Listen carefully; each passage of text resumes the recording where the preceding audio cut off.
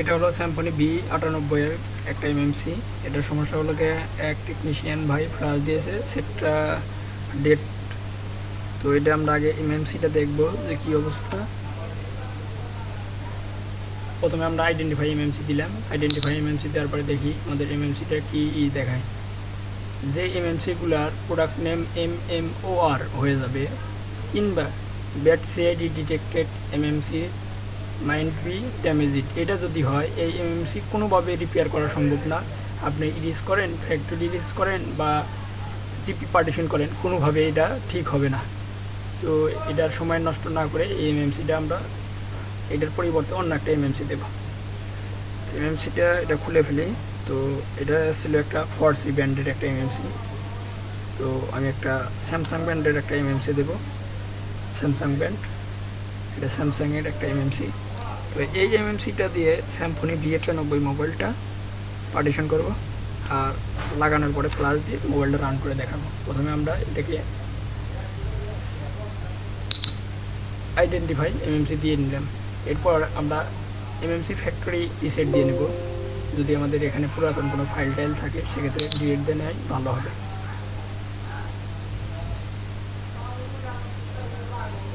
এবার আমরা আবার ইরেজ করে দিই।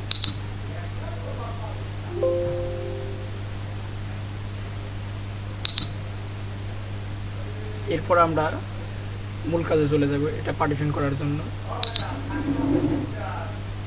ইউজার পার্ট ফ্যাক্টরি ইমেজ, এই জায়গায় আমাদের কাজ। এখানে আমরা ফ্যাক্টরি ইমেজ, যেহেতু আমাদের এটা স্পেকট্রাম যুক্ত সিপিইউ, তাহলে আমরা এই জায়গায় স্পেকট্রাম সিলেক্ট করব। দেখেন আপনারা এই জায়গায় স্পেকট্রাম।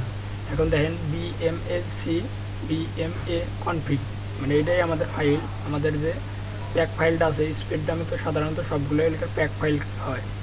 তো এইটাই করার জন্য আমাদের প্রথম পর্যায়ে এসপিডি আপডেট টুল যেটা আছে বা এসপিডি যে ফ্ল্যাশ টুল, এটা আমরা ওপেন করব। রিসোর্স ডাউনলোড এটাতে ক্লিক করব। এরপর আমরা এই জায়গা থেকে ফাইলটা লোড করব। যেহেতু আমাদের ফাইলটা হলো স্যাম্পনি v98, সেক্ষেত্রে আমরা স্যাম্পনি v98 এই যে প্যাক ফাইল প্যাক, এটা আমরা সিলেক্ট করব। এখন ফাইলটা আপনারা দেখছেন যে লোড হচ্ছে।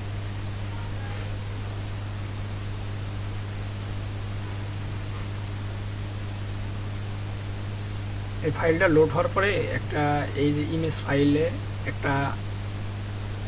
একটা অপশন তৈরি হবে যার নাম হলো XML ফাইল। দেখেন আমাদের ফাইলটা লোড হয়ে গেছে পুরোপুরি, এই জায়গায় ভার্সন দেখাচ্ছে। তো এই জায়গায় আমরা মিনিমাইজ করে রাখার পরে আমরা এই যে ইমেজ ফাইল আমরা যে আগে দিয়েছিলাম রিসেট ডাউনলোড, এই ইমেজ ফাইল সবসময় ফাঁকা থাকে, যখন লোড করা হয় তখন এটা ভর্তি হয়ে যায়। তো এই জায়গায় থেকে আমরা আমাদের কাজ হলো এই জায়গায় থেকে XML ডকুমেন্ট এই নামের যে ফাইলটা আছে এটা আমরা চাপ দিয়ে ড্র করে নিয়ে এই যে BM কনফিগ নামে এই জায়গাতে আমরা পেস্ট করে দেব। দেখতে পাচ্ছেন আপনারা। এবার এটার কাজ শেষ, এটা মিনিমাইজ করে দিই। এবার দেখেন আমাদের ফাইলটা এসে গেছে। এখন আমরা এটা রাইট বাটনে চাপ দেব। তো ফাইলটা রাইট হতে গেলে প্রায় সময় লাগবে, তো এটা আমি স্কিপ করে দিচ্ছি।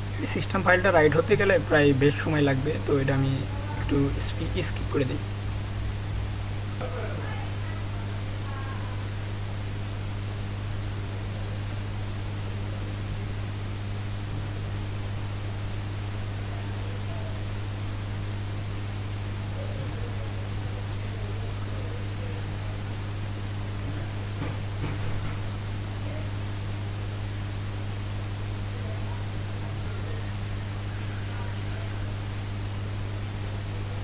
আমাদের সিস্টেম ফাইলটা রাইট হয়ে গেছে। এবার ব্যান্ডার ফাইলটা রাইট হচ্ছে। ব্যান্ডার ফাইলটা রাইট হয়ে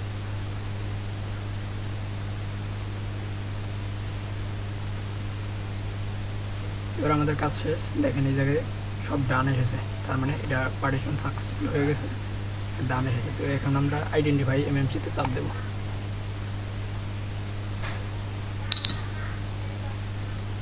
দেখেন আমাদের এই জায়গায় ফার্মওয়্যার শো করেছে, মানে আমাদের এমএমসিটা পার্টিশন ফুললি কমপ্লিট।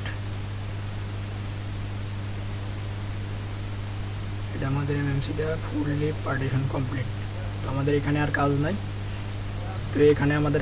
এবার এমএমসিটা খুলবো, খোলার পরে মোবাইলে ভালোভাবে রিভলভ করে লাগাবো, তাই কাজ হয়ে যাবে।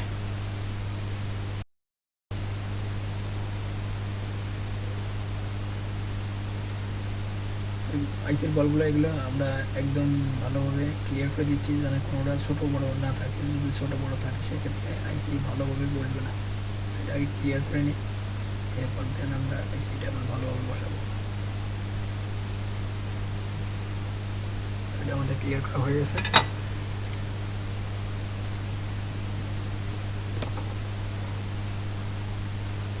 এবার এই আইসিটা আমরা ভালোভাবে এই জায়গায় সেট আপ দেবো।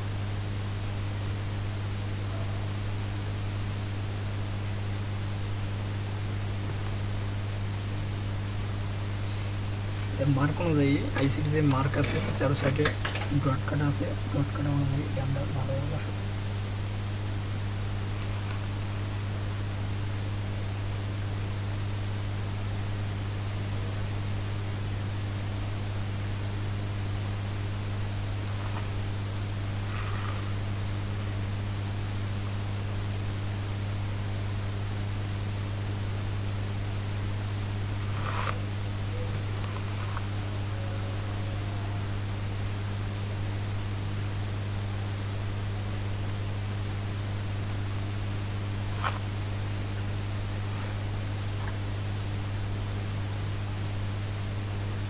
এবার আমরা এটা হট গানের মাধ্যমে ভালোভাবে তাপ দেবো, দিয়ে আইসিটা লাগাবো।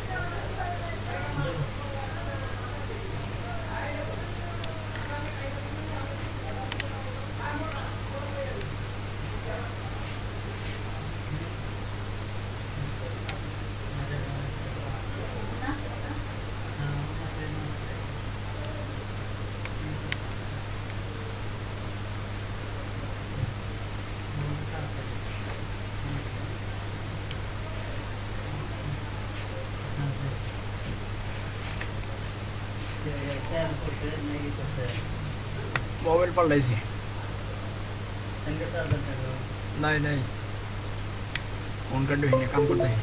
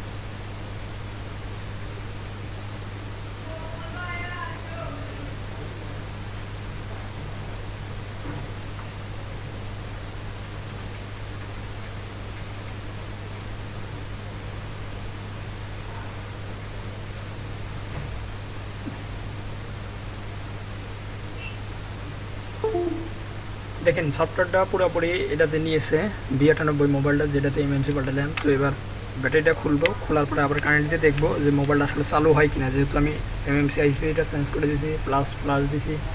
এবার দেখবো মোবাইলটা রান করে কিনা। রান করার কথা, যেহেতু ফাইল নিছে, ফ্লাশ নিছে।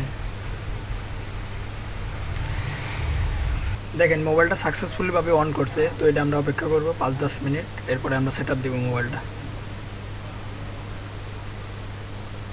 তো এইভাবে শুধু symphony v98 না, যত রকমের এসপিডি যুক্ত সিপিইউ আছে এইভাবে পার্টিশন করতে পারেন। আর এইভাবে পার্টিশন করলে মোবাইলটা অন হওয়ার চান্স 100% থাকবে। আর এইভাবে রিপেয়ার করলে আপনার রিপেয়ারটাও সফল হবে।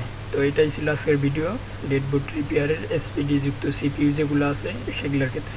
তো আপনারা চাইলে এভাবে কাজ করতে পারেন, কাজ করলে ইনশাল্লাহ সঠিকভাবে